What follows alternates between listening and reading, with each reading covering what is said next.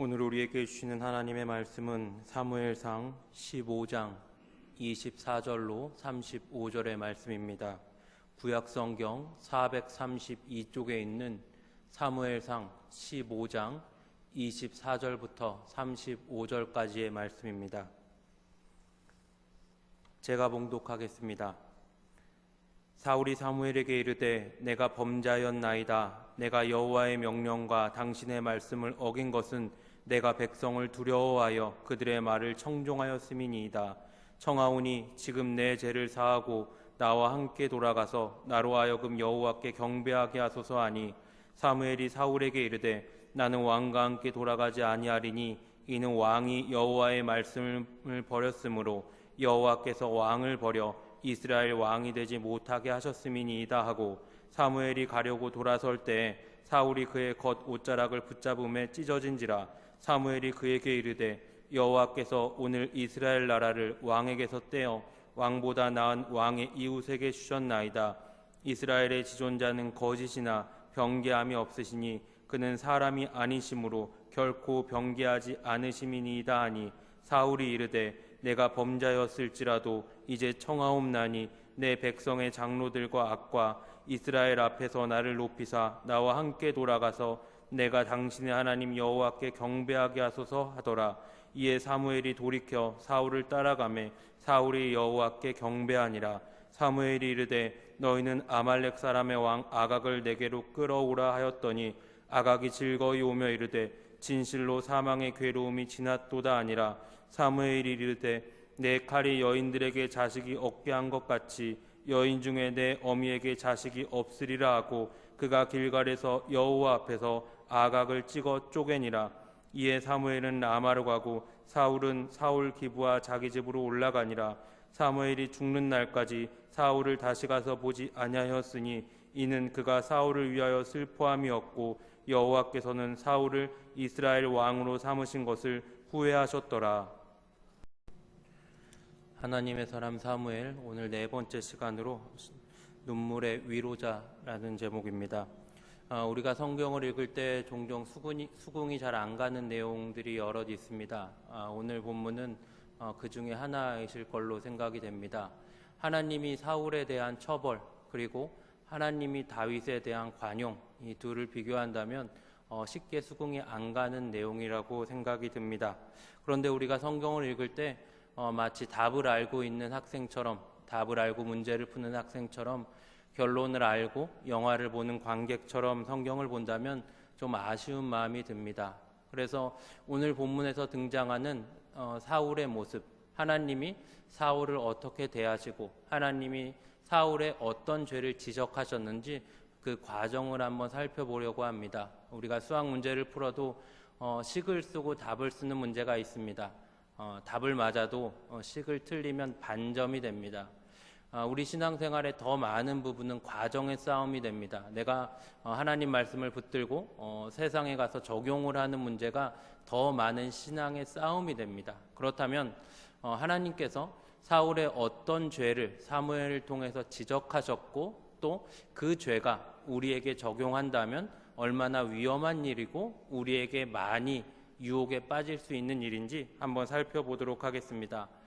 오늘 본문은 두 가지가 배경이 됩니다. 첫째는 앞쪽에 사무엘상 13장에 있는 이스라엘과 블레셋의 전쟁입니다. 이스라엘은 신본주의 국가이기 때문에 전쟁을 치르기 앞서서 꼭 제사를 지냅니다. 제사를 올립니다. 우리식으로 적용한다면 예배를 합니다. 신본주의 국가에서는 당연히 전쟁이 앞서서 제사를 해야 되는데 이스라엘은 역사 속에서 단 한 번도 이스라엘의 힘으로 전쟁을 치러본 적은 없습니다. 하나님이 스스로를 나는 만군의 여호와다 라고 말씀하시면서 모든 전쟁을 승리로 이끄셨습니다.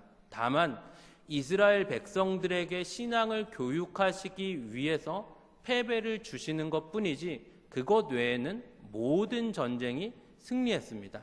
그래서 이스라엘의 전쟁에서는 전쟁이 부과되고 앞서서 진행하는 제사, 예배가 정의됩니다. 블레셋과 전쟁을 치릅니다. 당연히 전쟁에 앞서서 제사를 해야 됩니다. 제사라는 말을 예배라는 말로 쓰겠습니다. 예배를 해야 됩니다. 예배를 해야 하는데 사무엘을 기다리고 있습니다. 사무엘이 예배를 집례해야 됩니다. 사울은 이제 사무엘을 기다리고 있는데 사무엘이 안 오는 겁니다. 하루가 지나고 이틀이 지나고 3일이 지나도 사무엘이 안 옵니다. 사무엘이 안 오니까 그냥 사무엘이 안 오는 게 아니라 모여있는 이스라엘의 병력들이 점점 울렁이기 시작합니다. 그 당시에는 전화도 없고 그 당시에는 통신이 발달되어 있지 않으니까 점점 동요합니다. 이거 무슨 일이 있는 거 아닌가? 사무엘에게 무슨 일이 생긴 거 아닌가? 사기가 떨어지고 여기저기에서 탈영병이 속출하고 점점 상황이 안 좋아집니다. 하루 이틀 3일 4일 열흘을 기다리다가 사울이 직접 예배를 집례합니다. 그런데 이 모습이 우리가 가만히 살펴보면 바알이나 아세라를 제사한 것도 아니고 열흘을 기다리다가 사무엘이 안 오니까 사울이 예배를 집례한 겁니다. 그런데 하나님의 평가는, 하나님의 말씀은 무섭습니다. 예배를 딱 마치고 나니까 사무엘이 도착합니다. 그때 사무엘상 13장 13절 14절에서 뭐라고 말씀하시냐면 왕이 망령되이 행했다. 왕이 망령되이 행했다. 왕의 나라가 길지 못할 거다라고 말씀하십니다. 그리고 두 번째는 오늘 본문 바로 앞에 있는 아말렉과의 전쟁입니다. 하나님이 아말렉과 전쟁을 말씀하시는데 아말렉과의 전쟁에서는 진멸을 명령하십니다. 진멸이라고 하는 것은 모두 남김없이 죽이는 겁니다. 젖 먹는 아기까지, 가축까지, 가축도 가축의 새끼까지 죽이는 걸 진멸이라고 하십니다. 한번 생각해 보면 우리가 성경을 볼 때 여기에도 사울은 나쁜 왕이니까 이라는 생각을 전제로 두고 봅니다. 사울이 진멸을 했다고 하는데 진멸하지 않습니다. 동물들을 좀 남겨놓습니다. 사무엘이 와서 질문합니다. 이거 진멸했다고 하는데 이거 남겨놓은 거 뭡니까? 라고 하니까 사울의 대답은 하나님께 제사하려고 남겨놨습니다 라고 합니다. 쉽게 우리가 생각할 때는 거짓말이겠지, 이거 좀 감춰놔서 자기가 쓰려고 했겠지라고 생각하지만 반대로 생각해 보면 그런 근거가 성경에 없으니까 이게 진짜일 수도 있습니다. 사울은 자기가 어떻게든 잘해 보려고 좋은 걸 남겨놨을 수도 있습니다. 그러나 이 결과 또한 참담합니다. 우리가 잘 알고 있는 성경 구절이 이때 등장합니다. 사무엘상 15장 22절부터 23절에서 하나님 뭐라고 말씀하시냐면 순종이 제사보다 낫다, 듣는 것이 수장의 기름보다 낫다 라고 말씀하시고 이제 사울에게 혹독하게 결론을 내리십니다. 이제 하나님이 왕을 버리실 거다 라고 말씀하십니다. 이스라엘 무대에 처음 등장하는 사울의 모습이 나쁘지 않았습니다. 이스라엘 무대에 처음 등장하는 사울의 모습은 겸손한 사람이었습니다. 처음 왕이 됐을 때 많은 사람들이 모두가 지지하지 않고 일부 불량한 사람들이 사울에게 불만을 표출합니다. 그러나 사울은 넓은 아량으로 그들까지 품어줍니다. 좀 지나고 나서 그 방법이 좀 무지했고 그 방법이 건강한 방법은 아니었지만 지혜롭지 않았지만 전쟁에 있어서 자기 말을 어긴 자기 아들을 정말로 죽이려고 합니다. 좋게 보자면 공정한 사람이었습니다. 저는 사울을 정의하기를 하나님이 없는 인간적인 열심, 하나님이 없는 인간적인 노력, 인간적인 애씀이라고 정의하고 싶습니다. 하나님은 없지만 인간적으로 잘하고 싶고 도덕적이고 열심을 내는 겁니다. 그래서 블레셋과의 전쟁에서 사무엘을 기다리지 못하고 자기가 먼저 예배를 집례한 건 뭐냐면 사울에게는 너무 잘하고 싶어서 자기에게는 전쟁이 주였던 겁니다. 예배가 주가 아니라 전쟁이 주고 예배는 부였던 겁니다. 그러면 블레셋과의 전쟁에서 사울에게 예배는 뭐였습니까? 빨리 해야 되는 요식행위였던 겁니다. 이것 빨리 쳐버리고 빨리 해치워버리고 이제 본격적으로 전쟁을 해야 된다 라고 생각했던 겁니다. 우리에게 적용한다면 성도에게 예배가 습관적이니까 어제도 예배했고 오늘도 예배했고 내일도 예배할 거니까 성도에게 예배가 가벼워진 겁니다. 너무 가벼워져서 오늘도 빨리 예배하고 쳐야지, 오늘도 빨리 예배하고 다른 거 해야지 하는 것처럼 성도에게 예배가 가벼워진 겁니다. 예배가 가벼워지는 성도에게 하나님이 가볍게 다가옵니다. 무서운 겁니다. 그때 하나님은 사무엘을 보내서 단단히 말씀하십니다. 사울의 나라가 길지 못할 거다. 그리고 아말렉과의 전쟁, 하나님이 아말렉을 진멸하라고 하시는 일입니다. 하나님은 모든 전쟁에서 진멸을 말씀하지 않으십니다. 몇 전쟁에서 진멸을 말씀하십니다. 우리가 아말렉을 생각할 때 아말렉은 이스라엘이라는 나라와 아말렉이라는 나라의 전쟁, 한 나라와 한 나라의 전쟁으로만 생각할 수는 없습니다. 아말렉은 그 옛날 하나님이 애굽에서 하나님의 백성들을 꺼내실 때, 홍해를 가르시고 출애굽을 시키실 때 그 일을 방해하는 게 아말렉입니다. 광야길을 가는데 하나님의 백성들을 공격해 옵니다. 그것도 아주 악랄하고 치사하게 이스라엘의 후미를 칩니다. 노약자, 어린아이, 노인, 그리고 짐들, 몸이 약한 사람들이 있는 후미를 치고 공격합니다. 그래서 출애굽기에서 하나님 뭐라고 말씀하시냐면 내가 아말렉과 길이 싸우겠다라고 말씀하십니다. 그리고 이제 아말렉과 내가 대대로 싸우겠다 말씀하십니다. 그리고 이제 하나님이 칼을 빼시는 겁니다. 아말렉은 하나님의 일하심을 방해하는, 하나님의 일을 막는, 하나님의 백성에게 따지면 주적이나 마찬가지인 겁니다. 그래서 하나님은 이스라엘과 아말렉과의 전쟁이 아니라 하나님의 일을 막은, 하나님의 일을 회방한 주적이 되는 아말렉을 이제는 진멸해야겠다 결단을 하시고 조금도 남기지 말라 말씀하십니다. 우리에게 따지면 뭡니까? 우리에게 따지면 아말렉을 남기는 건, 아말렉을 남겨놓고 간직하는 건 국가 전복 세력인 겁니다. 간첩인 겁니다. 종북 세력인 겁니다. 간첩 좀 있어도 되지 않겠습니까? 이 사람들도 잘해서 우리나라에 도움되지 않겠습니까?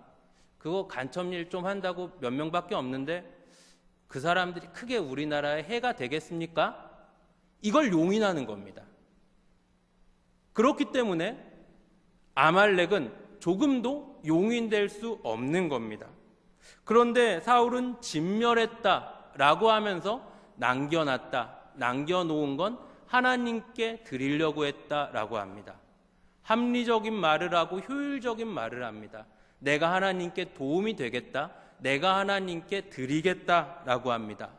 우리식으로 치면 이런 겁니다. 하나님, 내가 좀 잘 돼서 돈도 많이 벌고 잘 나가고 좋은 지위에 올라가야 하나님께도 득이 되고 예수 안 믿는 사람도 보고 예수님 믿지 않겠습니까?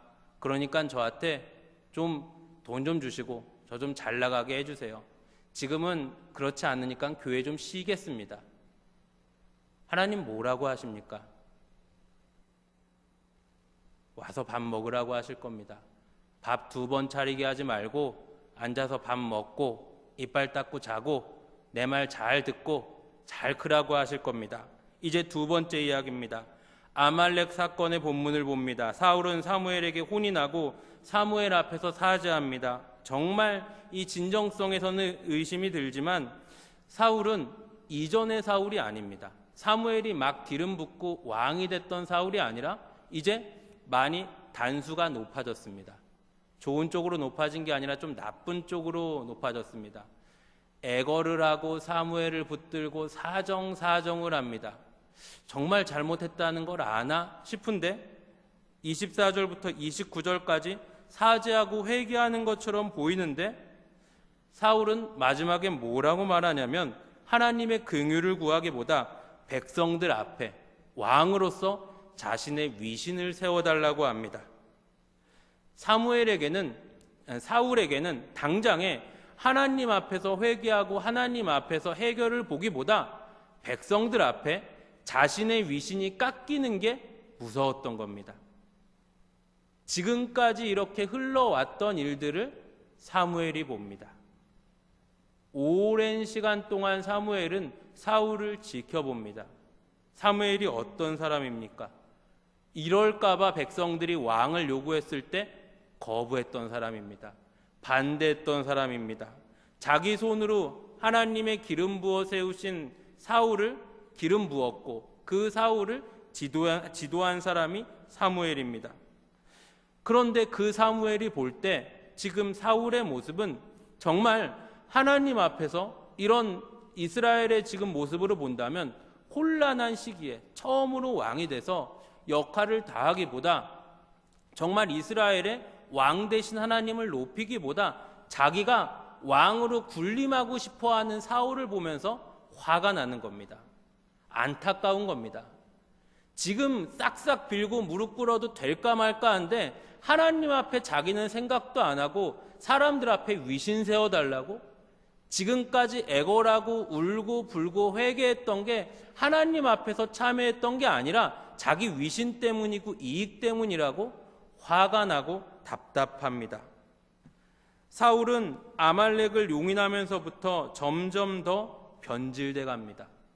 이전에 인간적으로 볼 때 괜찮았던 모습들도 이전에 인간적으로 볼 때 그나마 나쁘지 않았던 모습들도 아말렉을 용인하고 나니까 마치 도미노가 무너지는 것처럼 와르르 무너져 내립니다. 아말렉 사건 이후의 사울의 모습은 급속도로 변질이 됩니다. 블레셋과의 전쟁이 또 납니다. 골리앗 앞에서 쩔쩔매고 다윗이 이기자 다윗을 시기합니다. 화를 다스리지 못합니다. 눈과 귀가 어두워집니다. 죄라는 게 이렇게 무섭습니다. 작은 죄를 하나 용인했는데 괜찮겠지, 이 정도는 별것 아니겠지 했는데 이 죄가 내 안에 들어와서 커지는 겁니다. 죄가 나를 잠식해 가는 겁니다. 쉽게 생각하면 낮잠 같은 겁니다. 낮잠을 15분 정도 자는 건 건강에 좋다라는 이야기가 많이 있습니다. 그런데 이게 어지간하면 15분 자고 깨는 게 쉽지가 않습니다. 잠깐 누워서 15분 있다가 알람이 울리면 유혹이 됩니다. 너무 달콤합니다. 더 자고 싶어요. 뒤에 일정이 있는데 그런데 너무 달콤해서 뒤에 일정에 좀 늦어도 잠을 좀 더 자도 보상받을 것 같습니다. 그럼 결과는 어떻게 됩니까? 더 잡니다. 푹 잡니다. 일어납니다. 뒤에 일정 못 가고 낮잠을 자고 일어났는데 하루 종일 머리가 아픕니다. 밤에는 또 잠이 안 옵니다. 이게 반복됩니다. 죄가 이렇습니다. 여기까지 봤을 때 사무엘과 사울의 모습을 비교해 본다면 이렇습니다. 사울은 변했습니다. 사울이 변한 이유는 간단합니다. 사울의 기준은 사람에게 있었습니다. 도덕적이고 바르고 겸손하고 올곧고 그 모든 것이 사울은 사람에게 있었습니다. 사람에게 있었기 때문에 인간적으로 봤을 때 괜찮았지만 사울은 변해갑니다. 사무엘은 어떻습니까? 엘리 제사장을 도우면서 성전에서 잡무를 하면서 자랐습니다. 쑥쑥쑥 커서 이제 이스라엘의 중심을 잡습니다. 미스바 부흥운동을 이제 해나가고 왕을 세우고 지금 이렇게 혼란한 중에도 나라를 이끌어갑니다. 사무엘이 어떻게 이렇게 잘 자랄 수 있었을까? 사무엘의 중심은, 사무엘의 기준은 하나님께 있습니다. 하나님의 말씀에 있습니다. 한 가지 생각해 볼 수 있는 건 사무엘은 정말 그 부모 아래서 좋은 교육을 잘 받고 사랑을 받고 잘 자랐던 것도 아니라 성전에서 자랍니다. 엘리 제사장을 도우면서 그곳에서 자랍니다. 우리가 생각해 볼 수 있는 건 그곳에서 자라는 게 부모 밑에서 자라는 것보다 괜찮을까? 염려가 됩니다. 제대로 학교를 나올 수 있었을까? 그곳에서 있는 것보다 부모 밑에서 있는 게 낫지 않았을까? 그런데 사무엘의 모습을 보면 정말 올곧습니다. 정말 바른 길을 가고 정말 사무엘의 모습을 보면 훌륭합니다. 이것이 무엇입니까? 교회 교육입니다. 하나님 말씀으로 자녀를 교육하는 일, 자녀가 자라면서 하나님 말씀을 배우는 일, 이것보다 훌륭한 일이 많지 않습니다. 점점 어그러지고 거스르는 시대 가운데 하나님을 경외하고 부모를 공경하고 정직하고 성실하고 어른을 모실 줄 알고 이것을 제대로 배울 수 있는 곳 교회밖에 없습니다. 여러분들의 자녀들을 교회 학교에 보내십시오. 장성한 자녀들, 믿지 않는 자녀들, 상처받고 교회를 떠난 자녀들 더 권면하시고 기도하셔야 됩니다. 근래에 유행하는 이상한 말들이 많은데 그 중에 하나가 바로 소통일 겁니다. 소통해야 된다고 합니다. 윗사람도 아랫사람과 소통해야 하고 집단과 집단 간에도 소통해야 하고 모두가 소통이 필요하다고 합니다. 맞는 말이고 일리 있는 말이지만 모든 일을 소통할 수는 없습니다. 사무엘은 사울과 오랜 관계를 유지하지만 사무엘이 사울과 소통하지 않습니다. 사무엘이 사울의 의견을 들어주고 사무엘이 사울의 의견대로 나라를 이끌어가지 않습니다. 사무엘이 사울의 의견을 다 들어주고 소통하면서 이스라엘을 이끌었다면 이스라엘은 어떻게 됐겠습니까? 사무엘상 15장까지 못 왔을 겁니다. 어떤 부분에서는 하나님의 말씀에 아멘하는 일이 더 많은 것이고, 아니 우리에게는 하나님의 말씀에 아멘하는 일이 당연한 것이고, 교육을 하는 부분에서는 많은 부분 소통하기보다 가르치고 지도하는 것입니다. 자녀들과 소통하시고 자녀들의 의견을 존중하셔서 교회를 쉬게 하시는 분들이 있을 줄 압니다. 그렇지 않습니다. 강권하셔서 기독교 신앙을 가르치시고 기도하셔서 마음을 움직이셔야 됩니다. 이런 배경에서 사무엘을 위로자로 소개하려고 합니다. 기독교 신앙은, 복음은 우리에게 위로로 다가옵니다. 복음을 처음 들었을 때 제게 가장 강력한 인상은 위로였습니다. 예수님이 천상의 옥자를 내던지시고 우리에게 달려오셔서 우리를 위로하셨습니다. 우리가 살아가는 시대, 우리가 발을 딛고 하루하루 뚜벅뚜벅 살아가는 일상, 위로하는 모습이 많지 않습니다. 잘못을 지적하는 사람 많습니다. 틀렸다고 비판하는 사람 더 많이 있습니다. 옳고 그름의 정확한 잣대를 갖고 있는 사람도 찾아보면 있습니다. 그러나 위로하고 품어주고 안아주고 하소연을 들어주고 그런 사람은 많지 않습니다. 위로가 필요한 때입니다. 우리는 우리 주님께 너무나 큰 위로를 받았습니다. 그렇기 때문에 그 위로로 많은 이들에게 복음을 증거해야 되고, 믿는 자로서, 위로를 받은 자로서 더 많은 위로를 나타내야 합니다. 위로자로 서기 위해 세 가지가 필요합니다. 첫째, 선과 악을 분별할 줄 알아야 됩니다. 지금까지 살펴본 사무엘은 철저하게 하나님의 편에 서 있었고 철저하게 하나님 말씀이 기준으로 잡혀 있었습니다. 부동의 기준입니다. 흔들리지 않는 기준이 있어야 됩니다. 왜 그렇습니까? 이런 기준이 없다면 선과 악을 제대로 된 기준 없이 위로한다면 자기가 동요합니다. 분별력이 없다면 다원주의라는 그럴듯한 말에 모든 가치를 수용해버리게 되는 시대를 살고 있습니다. 사무엘은 사울에게 동요되지 않습니다. 사무엘이 누구와 대화하고 사무엘이 누구와 의견을 나누고 사무엘이 누구와 오래 지냅니까? 사울입니다. 그러나 사무엘이 사울에게 영향력을 끼치지 사울이 사무엘에게 영향력을 끼치지 못합니다. 쉬운 말로 사무엘은 사울과 같이 놀지 않습니다. 제대로 된 분별력을 갖고 있는 겁니다. 성도는 하나님을 중심에 두고 하나님 말씀을 기준에 두고 분별력이 있어야 됩니다. 그래서 제대로 된 기준을 먼저 두고 옳고 그름을 알고 위로할 줄 알아야 됩니다. 대표적으로 동성애에 대해서 이야기하자면 어떻습니까? 성도는 그들에게 위로자가 되어줍니다. 우리가 알지 못하는 특별한 환경에서, 성장의 배경에서 아픔을 가진 이들이 있을 겁니다. 우리가 공감하거나 이해하지 못하는 여러 일들을 겪어서 치료를 받아야 하는 이들이 있을 겁니다. 그럼 우리는 그들을 위로합니다. 정죄하거나 그들을 비판하거나 헐뜯지 않습니다.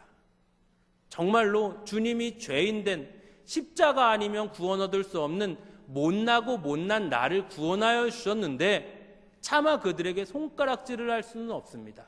위로합니다.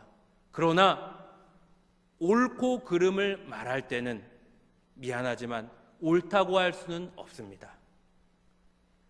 또 다른 가치다라는 말을 꺼낸다면 틀린 가치다라는 말을 할 수 있어야 됩니다. 혼란한 시대를 삽니다. 모든 것이 가치라고 말하는 시대를 삽니다. 먼저 성도는 기준을 갖고 분별력을 갖고 옳고 그름을 분별할 줄 알아야 됩니다. 둘째로 하나님을 먼저 위로해 드려야 합니다. 사무엘은 두 분을 위로합니다. 하나님을 위로하고 사울을 위로합니다. 먼저 하나님을 위로합니다. 사무엘은 하나님의 마음을 알았던 사람입니다. 하나님과 사울 사이에서 하나님을 생각하고 사울을 생각합니다. 하나님을 위로해 드립니다. 그리고 어떻게든 사울을 품어보려고 합니다. 하나님이 마음이 상하셨습니다. 얼마나 마음이 상하셨으면 오늘 본문 끝에 내가 후회한다. 사울을 왕으로 삼은 건 내가 후회한다. 하나님이 너무나 마음이 상하신 겁니다. 그래서 사무엘은 하나님의 마음을 풀어드리려고 예배합니다. 어떤 예배를 합니까? 이제 사무엘이 사울과 대화를 마치고 아말렉 왕 아각을 데리고 오라 합니다. 아말렉 왕 아각이 앞에 섭니다. 그의 모습은 지금 어둠의 그림자가 없어지고 살판이 났습니다. 표정이 밝고 너무나 해맑습니다. 마치 우리 안에 잔존해 있는 죄 같습니다. 자기 세상인 줄 압니다. 날뛰고 싶어하고 어떻게든 자기의 새를 뽐내고 싶어합니다. 사무엘이 아각을 그 자리에서 쪼개서 죽여버립니다. 문득 생각하는 건 사무엘이 사람을 죽여본 적이 있었을까? 사람을 찔러보지 않은 사람이 어떻게 머뭇거리지 않고 사람을 한 번에 죽일 수 있었을까? 사무엘은 지금 하나님 앞에서 예배한 겁니다. 사무엘은 지금 어떻게 하든지 하나님의 마음을 풀어드리려고 하나님 앞에서 예배하는 겁니다. 하나님, 제가 아각을 죽였습니다. 하나님, 남은 아말렉의 잔존 세력들 제가 다 제거하겠습니다. 제발 우리 이스라엘과 사울을 불쌍히 여겨주세요. 하나님, 제가 사울을 잘 타이르겠습니다. 한 번만 더 생각해 주세요. 하나님, 얼마나 마음이 상하셨습니까? 하나님 걱정하지 마세요. 저라도 남은 아말렉 것들 다 없애겠습니다. 한 번만 더 용서해 주세요. 하나님 죄송합니다. 하나님 죄송합니다. 어떻게 하든 사무엘은 하나님의 마음을 위로해 드리려고 지금 아각을 그 자리에서 죽여버리는 겁니다. 셋째로 사무엘은 사람의 위로자가 되었습니다. 하나님이 사무엘을 통해서 사울을 꾸중하실 때 사무엘은 단 한 번도 사울에게 대해서 비난이나 정죄로 다가가지 않습니다. 어떻게 다가갑니까? 정말 가슴 아파합니다. 정말 가슴 아파하고 마치 아버지가 자녀를 품는 것처럼 사울을 끌어안고 하나님께로 나갑니다. 어떻게 이렇게 할 수 있을까? 놀랍기도 합니다. 자기의 혈육도 아니고 가족도 아닙니다. 그러나 품습니다. 나는 옳은데 너는 틀렸다 라고 하는 쉽게 빠질 수 있는 함정에 빠지지도 않습니다. 기도합니다. 정말 기도하면서 그를 품습니다. 사무엘상 15장 11절에 보면 온 밤을 다해서 기도했다고 나옵니다. 사무엘이 근심하여 온 밤을 여호와께 부르짖으니라. 그리고 오늘 보면 마지막 절에 그가 사울을 위하여 슬퍼했다라고 말합니다. 다른 사람을 위해 밤을 새워 기도해 보신 적이 있으십니까? 내 가족이 아니고 내가 잘못한 문제가 아니고 사무엘은 사울을 품고 밤을 지새우며 기도합니다. 그리고 이제 정리되고 돌아섰는데도 그 슬픔이 가시지가 않습니다. 교회 밖에 이 세상 어디에도 이런 위로는 없습니다. 하나님 사랑이 아니면, 예수님 십자가 복음이 아니면 이런 위로는 어디에도 찾아볼 수가 없습니다. 이 나라 이 민족의 위로가 필요한 때입니다. 시대 가운데 위로가 필요한 때입니다. 나도 어렵고 나도 각박한데 어떻게 위로할 수 있겠습니까? 우리 안에 넘치는 복음으로, 우리 안에 넘치는 은혜로 한 번 더 손 내밀 수 있고, 한 번 더 참아줄 수 있고, 한 번 더 덮어줄 수 있는 게 바로 성도입니다. 제가 이런 이야기는 다른 목사님들도 많이 계시고 위화감이 좀 들까봐 말씀을 잘 안 드리는데, 사실 제가 가방끈이 좀 깁니다. 저는 고등학교를 4년 다녔습니다. 어지간한 가방끈이 고등학교 4년 다닐 수는 없습니다. 고등학교를 한번 갔다가 조금 이게 여러 가지 생각이 들어서 그만두고 다음에 다시 학교를 들어갔습니다. 명분도 있었고 이유도 있었습니다. 그런데 뭐가 문제냐면 학교를 그만두고 이제 다음에 학교 들어갈 때까지 이 기간이 참 쉽지가 않았습니다. 참 쉽지가 않았어요. 그런데 학교를 그만뒀다는 얘기를 우리 중고등부 선생님 중에 한 분이 듣고 저한테 오셔서 제 손을 잡고 우시는 겁니다. 그러시면서 저한테 하시는 말씀이, 재봉아, 네가 이 기간을 잘 보낼 거라고 믿는다. 너는 하나님이 특별하게 사랑하시는 사람이다. 근데 선생님의 그 말 한마디가 학교를 안 다니는 기간 동안 딴짓을 못하게 했습니다. 생각나요. 학교를 안 다니는 청소년 얼마나 방황할 수 있습니까? 다른 짓을 못하겠어요. 학교를 다시 들어갔습니다. 적응하는 게 쉽지 않아요. 그런데 이 위로 한마디로 학교 생활을 버팁니다.